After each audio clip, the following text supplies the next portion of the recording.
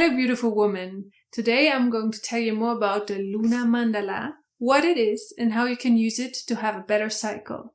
I'm also going to show you step by step how to make your own mandala. So let's do it.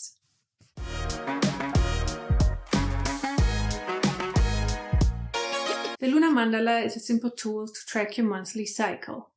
I received that really cool idea from a friend who was doing it for many years, and I was like, oh my god, this is what I'm searching for. Because before I was using tracker apps on my phone, and I always felt this is so impersonal.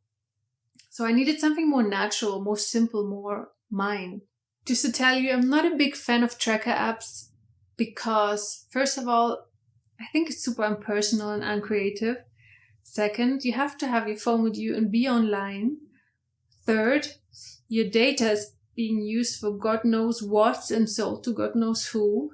And fourth, the predictions are based on an algorithm, not really on you. So since I discovered the lunar mandala, I'm actually amazed.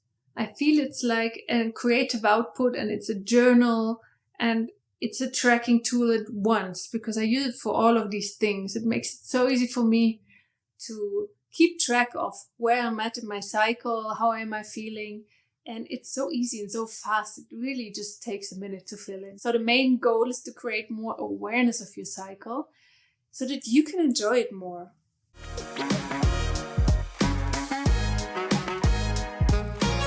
You can track everything you want. That's the beauty of the mandala. You can choose from bodily functions like vaginal fluids, temperature, weight, to more health-related stuff like water intake, exercise, medication.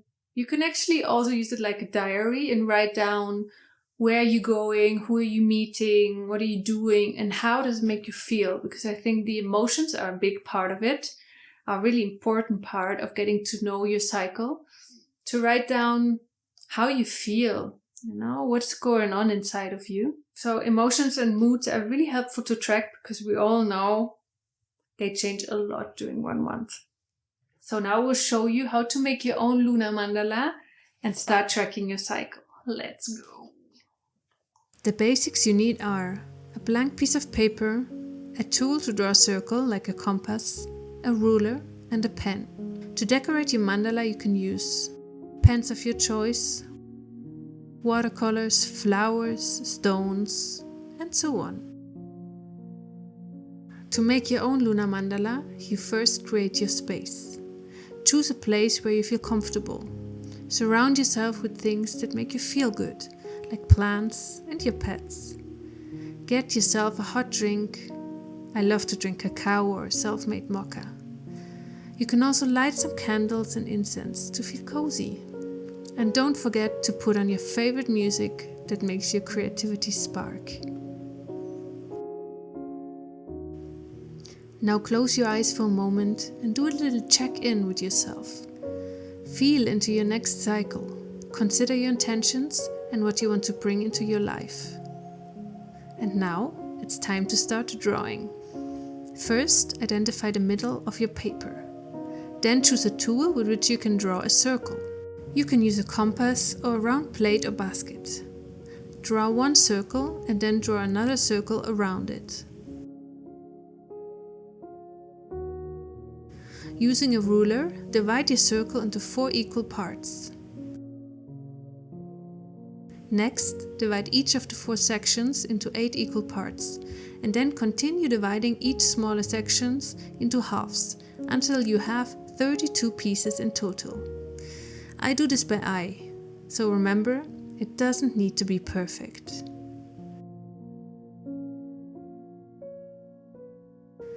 The next step is to number your 32 pieces. And done! You have your basic lunar mandala.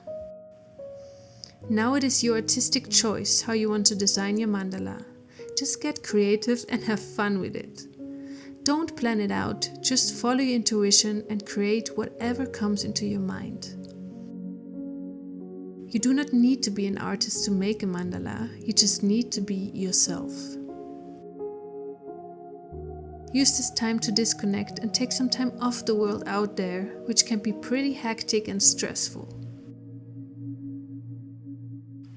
Remember, you are the creator of your present, so make this moment special.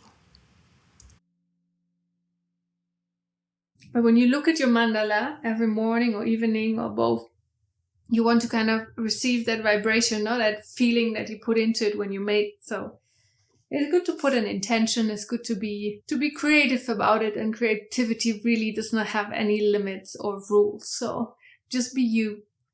It's supposed to be something for you, by you.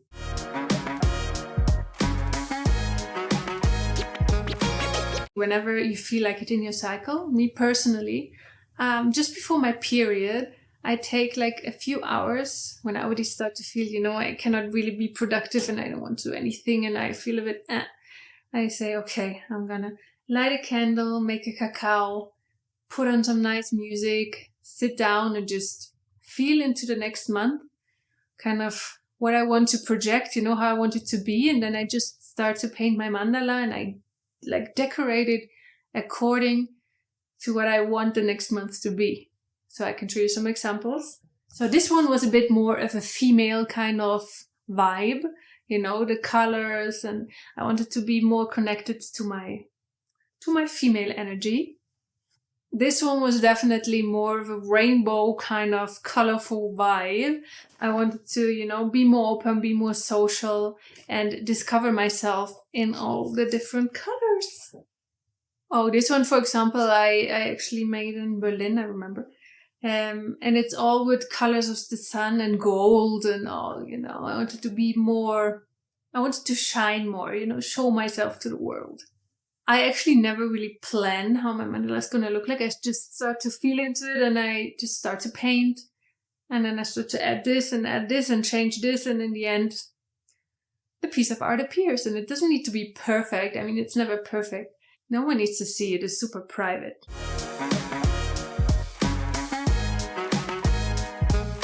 Whenever you want to. For me, it's like a little diary. So in the morning and in the evening, I take 1 minute to sit down, to feel into the day. In the morning, okay, how did I sleep? How did I wake up? What is my feeling for the day? I write it down.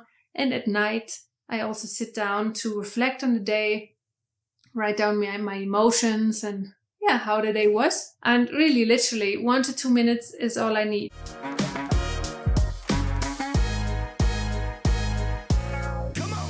So I've been doing this practice for a while now, and I have quite a lot of mandalas. Look at all those mandalas though. The good thing is, once you did a few mandalas, you can start to analyze your own cycle. So you can look and search for some patterns, see which days are a bit usually, which day you usually have more energy. So it's really helpful to kind of predict by yourself how you're going to feel, how your body's going to be. And like this, step by step, you start to get to know yourself better. And now I have to say, I already know, day 21. Careful, mood swings. It's a journey of learning and it's a learning curve, but it's super cool and super helpful and super empowering to know yourself. In another video, I will show you how I fill in my mandala and give you some ideas. And I will also show you how to properly analyze it. So stay tuned, subscribe for more videos on menstruation, menstrual cycle, women's health, movement, Colombian tradition, and all things cool.